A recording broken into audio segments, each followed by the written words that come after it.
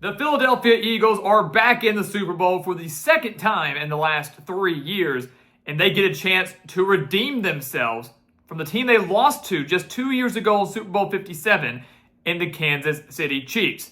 And today we're here to give you 3 reasons why this Super Bowl could be different for the Eagles, why the Eagles could redeem themselves and be crowned Super Bowl 59 champions. So welcome back to the Gridiron Expert, guys. So glad you could join us today. As always, please continue to like, comment, subscribe, share our videos, and check out everything down in the description below. That includes our website, thegridironexpert.com, home to our expert picks, home to our weekly newsletters, home to everything that you're going to want to help you get through this offseason, because there will be no more football when the Super Bowl ends. We'll have to go through this long drought of the offseason, but football content will not stop here at our channel. So if you want your daily football fill, this is the place for you. Go check it out. Everything down in the description. Make sure to subscribe, hit that notification button, and just become a member of our GE Nation.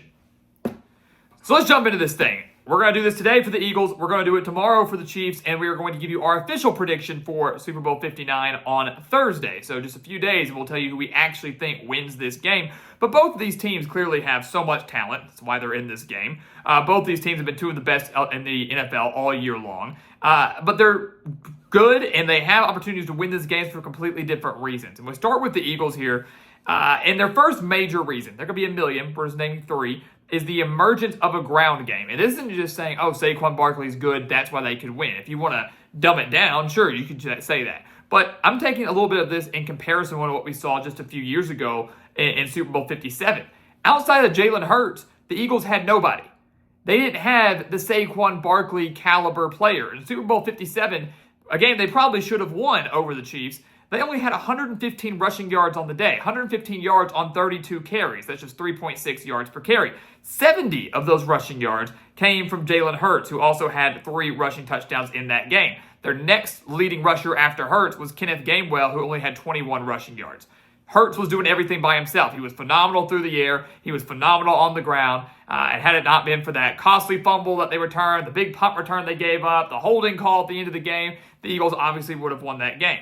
But now they've got the number 2 rushing offense in the league, right? You've got Saquon Barkley averaging over 180 rushing yards per game, 442 yards and 5 touchdowns in just 3 playoff games alone. That doesn't include the 2,000 yards that he rushed for in the regular season. He's been held to under 100 rushing yards in just 5 games this year. He's rushed for at least 118 yards in each of his last 5 games. And yes, of course, it includes all these playoff games. Factor that with the ability of Jalen Hurts to run, which we saw 2 years ago, which we've seen time and time again throughout this regular season. The Eagles can not only dominate the time of possession, they can dominate you at the line of scrimmage, and they can milk the clock away, chew up a bunch of time, get in the end zone, and force a lot of pressure on Patrick Mahomes in this Chiefs offense, which really hasn't been all that great this year. So the emergence of a capable ground game that's not just from the quarterback is massive for the Eagles. It's not just going to be a pass-heavy offense. It's not going to be an offense that's solely run through Jalen Hurts. You've got one of the best running backs in the league right now at your disposal, and the Eagles did not have that 2 years ago. Another reason, we just kind of alluded to it, was the line of scrimmage edge. You know, this is an Eagles team that we've talked about a lot over the last couple of weeks as we've done our playoff coverage. They've got a fantastic offensive line, and they've got maybe an even better defensive line.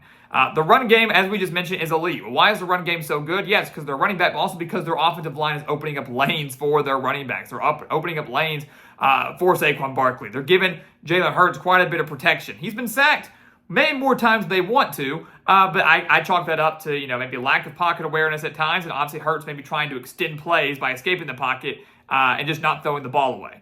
So, part of the blame certainly is on the offensive line there. Part of the blame is absolutely on Jalen Hurts. Always throw the ball away rather than taking a sack, or always throw the ball away than possibly committing a costly turnover like he gave up in the Super Bowl 2 years ago. But the offensive line is pretty dang solid. That tush push, as we know, is unstoppable when the Eagles decide to run it on those 3rd and 4th and short situations, or right there on the goal line as well. The defensive line, though, is absolutely phenomenal, too. This is a defense that has 51 sacks on the year. They have 99 tackles for a loss on the season. And I would argue that the Eagles had the better offensive line coming into this game. I would argue that the Eagles had the better defensive line coming into this game. And once again, if they can control the clock, if they can control the tempo and force the Chiefs to play their style of ball, the Eagles are going to be looking pretty good in the Super Bowl. So again, playing bully ball, forcing the Chiefs to play your style, dominating the game in the trenches on both sides of the ball, absolutely could contribute to a big Super Bowl victory for Philadelphia. Again, and if they can dominate the time of possession, I think they can win this game. They did dominate the time of possession 2 years ago. Held the ball for, I believe, 35 minutes, a little over 35 minutes when they faced the Chiefs 2 years ago. Still came up short, but again, you attribute that to the fumble, which took no time at all for the Chiefs at all. Fumble recovery for a touchdown, that's 7 points there. The big punt return led to a short field for the Chiefs. A lot of missed opportunities and mistakes by the Eagles in that game that attributed to that. And the final thing is creating turnovers. The Eagles' defense has been outstanding this year. They are the number one defense in the league statistically. And in these playoffs, they have been unreal. They cruised past the Packers. They survived the Rams and then absolutely destroyed the Commanders in the NFC Championship game. In those 3 playoff games alone, they have forced 10 turnovers. They forced 4 against Green Bay, only scored 7 points off of them, but still forced 4 major turnovers. They forced 2 against the Rams and scored 6 points off of those turnovers in a 6-point victory. And they forced 4 turnovers against the Commanders and scored 28 points off of those turnovers in a 32-point win. So the turnovers are massive regardless, but the fact that the Eagles are actually converting off of those turnovers is even more important. Because if you find a way to force turnovers on the Chiefs, you better learn to convert. You better convert. Build a bigger lead than the 10-point lead you had 2 years ago, because we've seen Mahomes come back from that time and time again. The thing is, the Chiefs don't turn the ball over much. They really don't. They did turn it over against the Bills last game out in the AFC Championship game. Mahomes has turned the ball over 11 times just from interceptions. Not really a great year statistically for him. So the possibility for some mistakes from the Chiefs is there. We've seen it happen. We've seen it happen more times than not this year, or more times than we have in the past this year. Mahomes, again, not a good statistical year. An offensive line that's seen Mahomes get sacked 41 times. The Eagles have all the capabilities there to create pressure on Mahomes, to create some turnovers, to create some mistakes in the Chiefs, and I do believe that this offense will take advantage of them.